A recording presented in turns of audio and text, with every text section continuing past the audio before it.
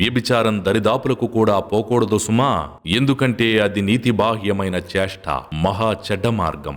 ఓ విశ్వాసులారా, శైతాను అడుగుజాడల్లో నడవకండి.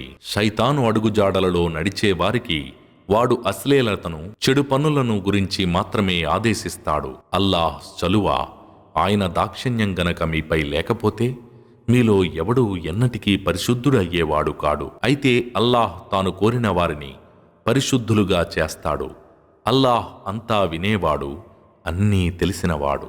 ఓ ప్రవక్త, ముస్లిం పురుషులు తమ చూపులను క్రిందికి ఉంచాలని, వారు తమ మర్మస్థానాలను కాపాడుకోవాలని, అది వారి కొరకు పవిత్రమైనదని వారితో చెప్పు.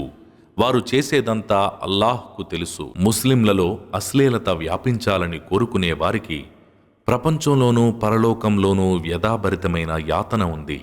అల్లాహ్కు అంతా తెలుసు, కానీ మీకు తెలియదు.